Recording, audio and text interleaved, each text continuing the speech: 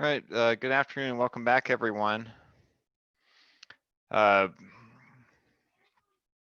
you had a good lunch break. Really appreciate all the questions that people sent in this morning. What we're going to do now is have a panel discussion with Ryan, Dorit, and I. So we'll cover questions that we basically got earlier, and let's see. Still trying to turn on my video. It's not letting my video come on, but we have a lot of oh, there we go. There we go. Now everyone can see me.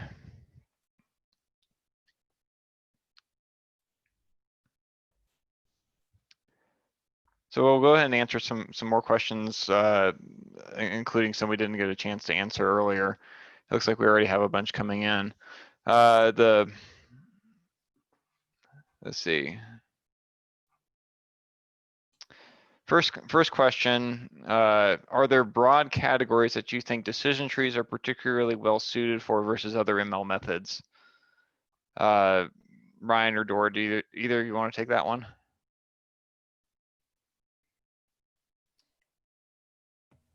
Yeah, I can take that one since I gave the decision tree talk.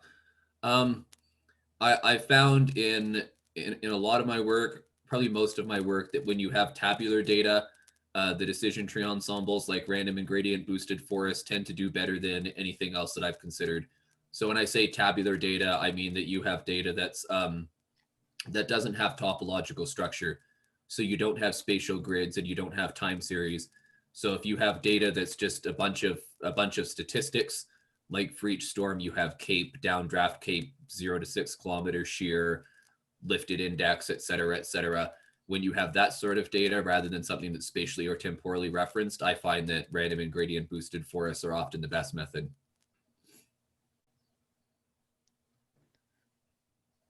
Yeah, but I agree. They do pretty well on those tabular problems. Dora, do you have anything to add? No, that makes perfect sense.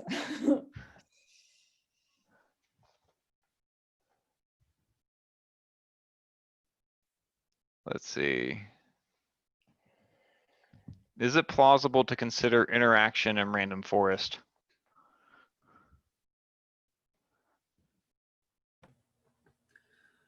So if you're considering interactions in random forests, you would be doing it inside each single decision tree. So it wouldn't be something particular to the forest. It would be something particular to each tree itself.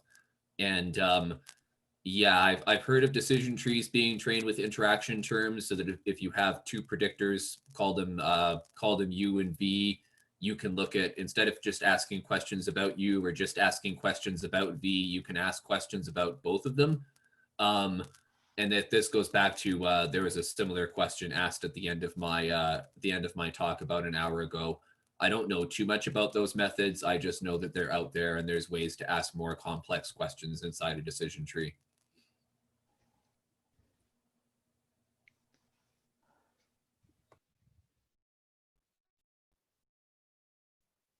Yeah, there's a question: to detect track objects, for example, hurricane, should data be split in terms of number of hurricanes in each split, or is a random split sufficient? And I think the answer on that partially depends on what you're trying to predict. If you're just trying to detect and track the object, you don't necessarily, unless you're using like a supervised machine learning approach, you don't necessarily need to like split the data. It could be a good idea just to have some different days or different periods on which you're doing the tracking. Just to, if you're like tuning the tracking algorithm on one set of days, it's good to look at another set of days just to make sure things look reasonable and that you didn't over tune it to a different day. So I would still use a time split in that case and not a random split.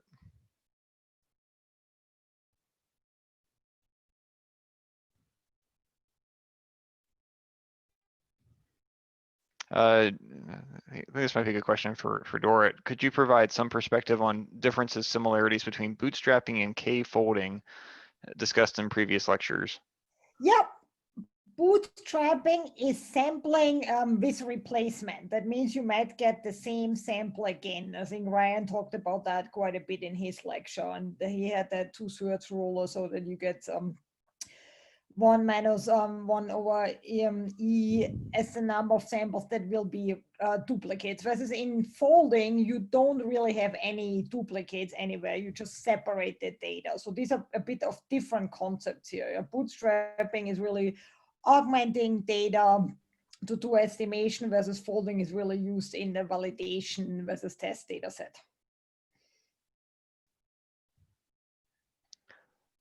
Question that popped up near the top. Can you weigh the importance of different trees in random forest? Theoretically you can, but in practice, you're assuming each tree is equally representative, because it's given a random, basically resampling of the data for training and random splits, so they should all be equally good or bad at making predictions. Unless someone has anything else to add on that.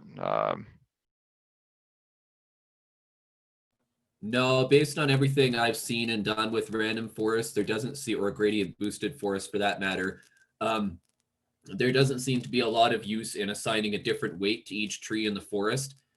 So I've tried it myself, and I've seen it in literature where it's the typical ensemble prediction problem where you have an ensemble of different models and you're trying to assign a higher weight to the models that are more skillful and a smaller weight to the ones that are less skillful.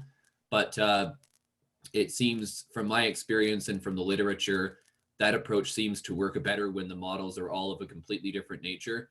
So rather than having 100 different decision trees, say if you had one model that's a decision tree and another is a neural net and another is a linear regression and another is a support vector machine, in cases like that where the models are completely different from each other, there's often a lot of use in figuring out which are more skillful and then assigning different weights rather than just averaging the predictions together. But for a bunch of trees in a random forest, usually averaging the predictions together works well enough and you're not really gaining anything by figuring out which ones are better and assigning different weights.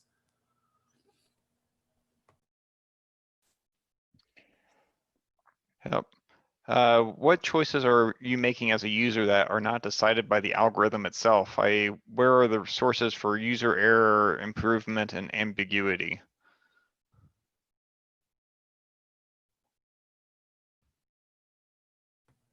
I can start answering that one, DJ, if you want to follow. So one thing that I talked about, and also Dorit in her lecture this morning, was hyperparameters. So he made the distinction between the parameters of a machine learning algorithm, which are the weights in a linear regression or the questions inside a decision tree. The parameters are the things that get decided during training and optimized by the algorithm, whereas the hyperparameters are the things that you as the user have to choose a priori and that can't be optimized during training. So that's one of the big choices you make as a user, is the hyperparameters you use for a particular model. But I think the bigger choices you make as a user, the ones that are more influential, are, for one, the type of model you use, for another, the type of pre-processing you do. So the way that you format your data, often if you have data that are really far from a normal distribution, and you and you don't try to and you don't push your data to be something closer to a normal distribution before you train a model, often you get really bad results that way. And doing, going back to fundamental statistics and transforming everything to a normal or uniform distribution is often one of the best things you can do to improve the performance of your model. So often the pre-processing decisions you make are the most influential things. And then the second most influential thing is the type of machine learning model you choose. And then the third most influential thing is the hyperparameters you choose for that model. I don't know if anyone else has had the same experience, DJ or Dorit. Well, one thing we didn't talk much about at all is model diagnostics in detail. So we talked a lot about these general model diagnostics that give you a single metric about the model, but we haven't much discussed going into, for example, looking at model diagnostics as a function of the input parameter, of the input variables. So that's something, I think there's a little bit more subtlety there that one could discuss in detail. Ideally, you would want to make sure that your model performs somewhat equally, and often these single number metrics, they can be dominated by the main state of your model. So that's something maybe to think about a bit hard, and that's where users can really kind of do a more subtle analysis than maybe if we just completely automate it.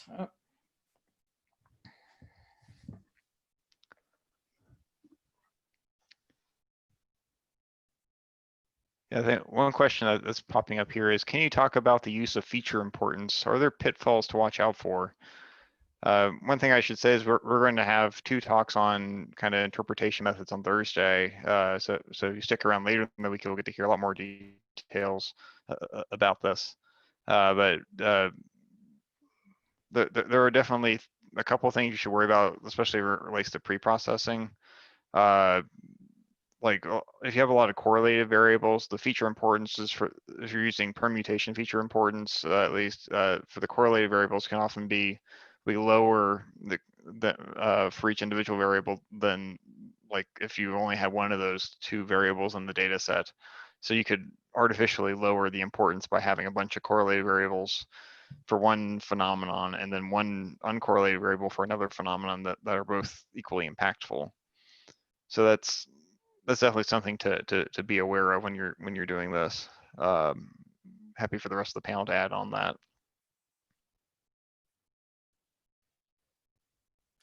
Nothing to add from my end. Yeah, nothing from my end either. That's a whole can of worms that we could be here discussing it for the rest of the day, but I think I'll leave it to the people who discuss it on Thursday. And then the top question right now, and there's a lot of other questions along this theme, is would you briefly compare the pros and cons of decision trees versus deep learning, or decision trees versus random forest versus gradient boosting? And like what order should we do this in? What are your all thoughts in this area?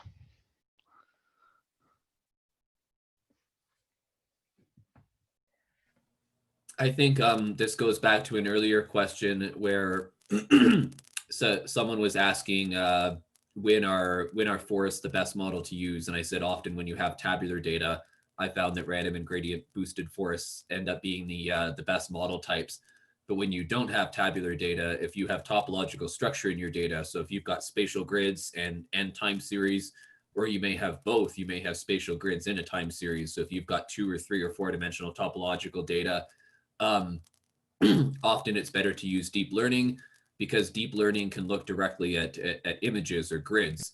So you can feed in the whole 2D or 3D or 4D grid into the model, and the model can discover topological structure. It can discover spatial or temporal features that you may not know about, and then leverage those features to make better predictions. So that's the type of setting where you want to use deep learning. If you have something in the shape of in the shape of these tensors or hyper rectangles or grids or images or whatever you want to call them, that's generally the situation where you want to apply deep learning. Whereas when you just have tabular data, I would probably not try deep learning for that type of data set. I would try random and gradient boosted forests and then maybe a neural net, but a not convolutional version of a neural net. I guess something else I could add is in terms of interpretability. So this is going to be discussed more on Thursday, so I'll just briefly touch on it. But as I think you were seeing in my lecture with the little schematic I was showing throughout, decision trees, or at least single ones that aren't a huge forest of 100 or 1,000 trees, the individual decision trees are really easily interpretable because they're human readable. Any human can look at these decision trees and understand why they're making the decisions they're making. Whereas with a deep learning model like a convolutional neural net or a long short-term memory or a recurrent neural net or whatever it may be, these things have millions, sometimes hundreds of millions of parameters in them, and it's really, really hard to understand why they're making the decisions they're making. There are interpretation methods you can apply to deep learning models to get some understanding of what they're doing, but they're not as readily interpretable as something like a decision tree where you just have these branches and you can read off the questions directly. So that's a pro of decision trees over deep learning, is that you can really directly understand exactly what they're doing.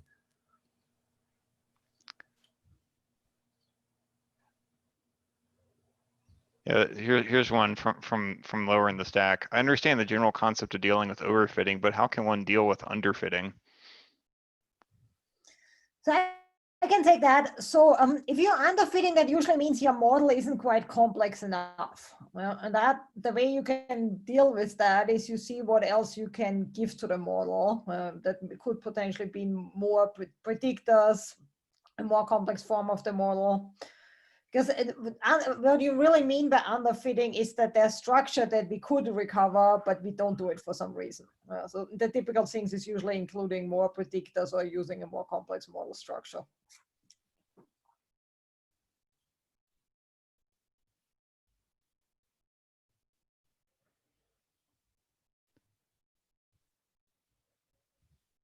Yeah, I'm looking through to see if there are a lot of questions on basically structure of the forest and things like that. So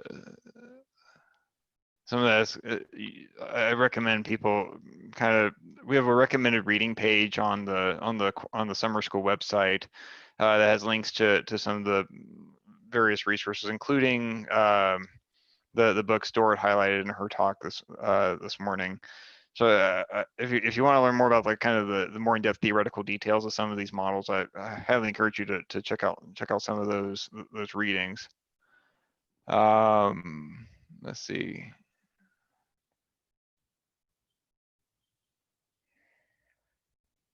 There's a one question that's come up yeah.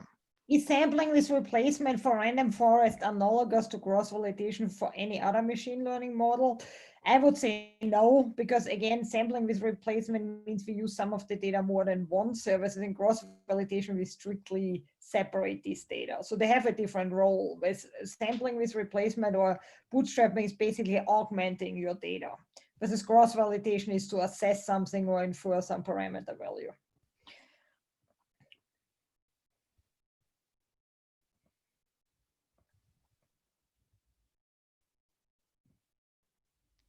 Here's a good one. When is it preferable to train a single tree for multiple targets versus a separate tree for each target?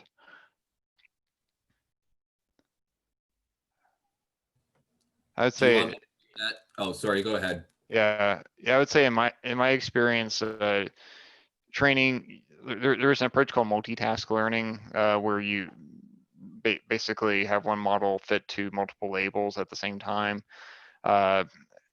And the benefit of this comes is when you're on those tasks are correlated with each other. So in the process of optimization, your model learns the correlations among those different variables, and this will make more constrained predictions. You can optimize more with individual models that are uncorrelated with each other on those individual tasks, but then when they bring them together, the combined predictions may not make as much sense. So multitask and other frameworks where you have some kind of multi-model optimization can be beneficial. Doing image-to-image prediction also is kind of a form of doing this, like with some of the deep learning methods they'll be discussed tomorrow.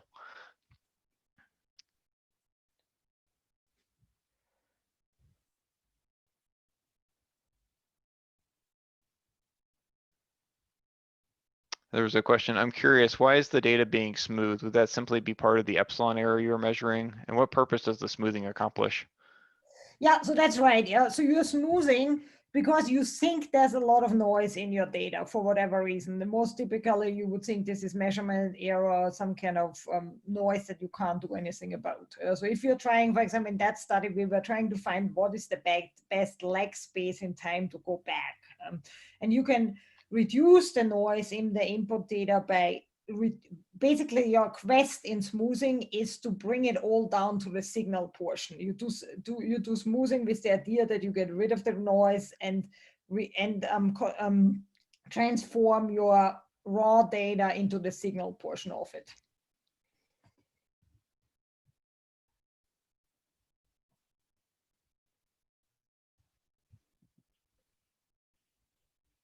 Are the runtimes between gradient boosted and random forest similar, or gradient boosted forests are also slow to run because they cannot be parallelized?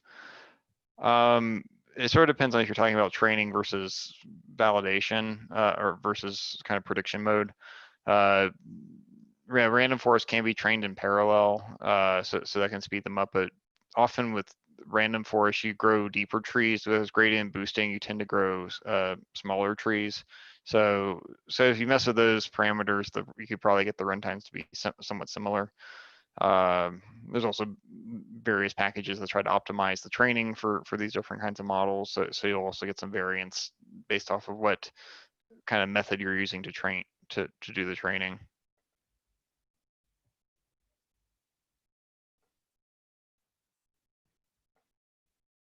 How would you do confidence intervals on these metrics? More bootstrapping? I think that question was for me, and the answer would be yes. To go a little bit deeper with that question, when I'm doing any sort of statistical significance testing or uncertainty analysis for atmospheric science data, I generally don't use the parametric statistical tests. So the parametric tests are things like a Z-test or a T-test or an ANOVA test. Those tests generally make assumptions like all your data have to be normally distributed, and they have to be independent. All your data points have to be independent of each other, et cetera, et cetera. And that's almost never the case in atmospheric science because we have time series. So we have temporal autocorrelation between points. We have spatial grids. So we have spatial autocorrelation between nearby points. We have things with crazy U-shaped distributions and gamma distributions and exponentials. So we violate the assumptions of those parametric statistical tests constantly. So it's usually better to use a non-parametric test. So bootstrapping is one of them that I use very often. And if I were creating those confidence intervals that I was talking about in the ROC curves and performance diagrams and whatnot, I would have done it by bootstrapping.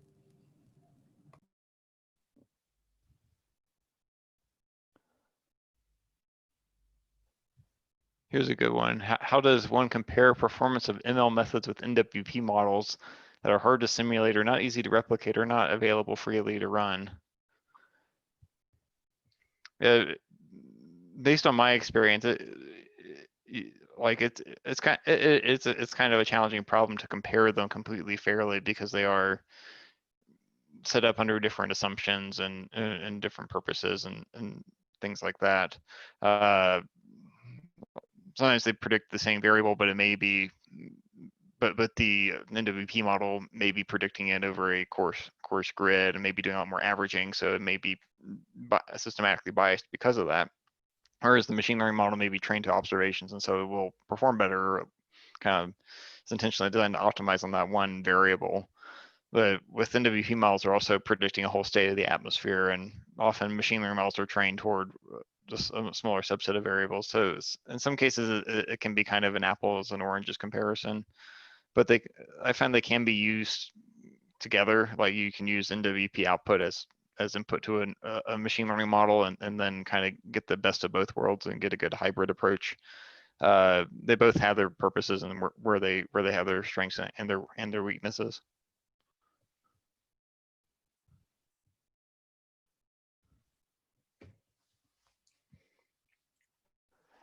And another question for the panel, is there a way one can skew the sample selection towards a targeted range of observation values? For example, I want to increase the predictability of high runoff.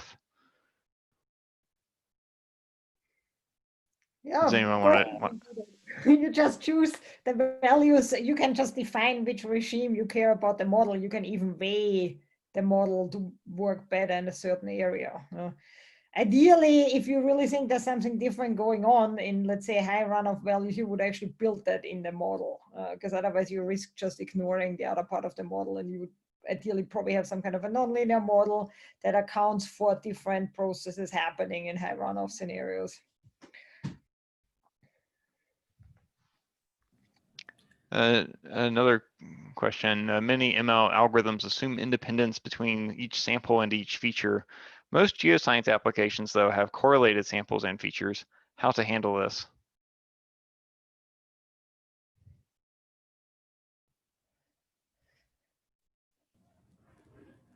I can get started on an answer. I think this goes back to what I was saying a couple questions ago about when you're doing statistical significance testing or hypothesis testing, you want to use the non-parametric tests because the parametric tests almost always assume independence between each sample and each feature.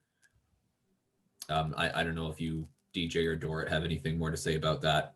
Well, I mean, you're talking specifically how to do hypothesis testing in that context or get to confidence intervals. But one of the things you can do is, for example, in spatial statistics, it's all about building the correlation structure in the data. So you're not using that assumption anymore that they're independent. Now you're using the assumption that they're actually correlated. In that case, though, you have to be able to specify what the correlation structure looks like. And that's a subtle thing to do, but there's a whole area of research exactly about that. If you think, for example, about time series modeling, that's all about incorporating the correlation structure and then making correct inference, knowing what these correlation structures are.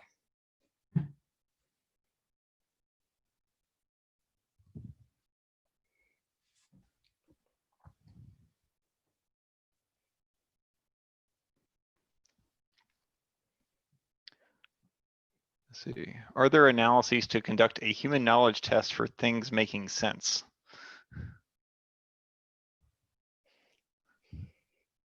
I mean, to some extent, this is the kind of the scientific method and process.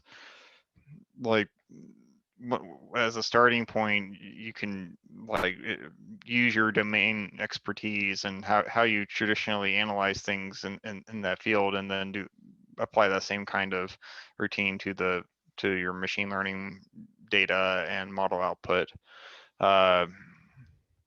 And then come up with potential tests, like the machine learning model is making a prediction. You can test if the prediction is matches are like what we know about the universe, and see if it matches. And if it doesn't, then you can say like, no, there's a bound on the machine learning model performance in that sense.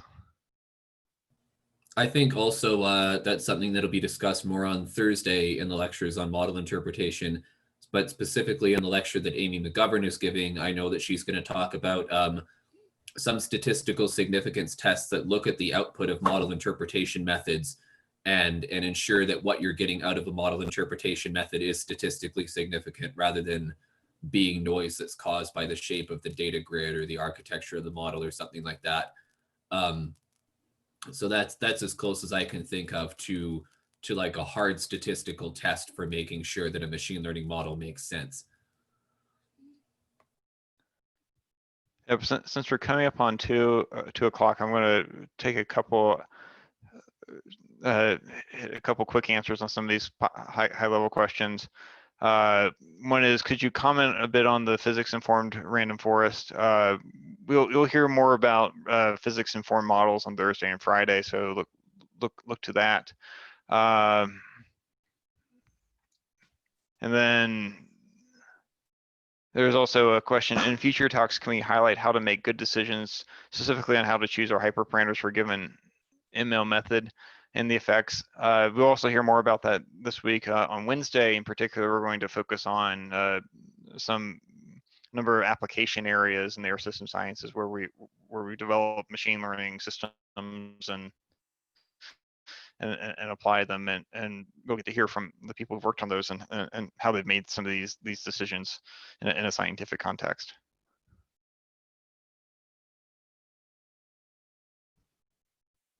If there is anyone who want to take any last questions that are up here. I can take the one on when using the smoothed observations to train models and the models lose the ability to predict extreme events.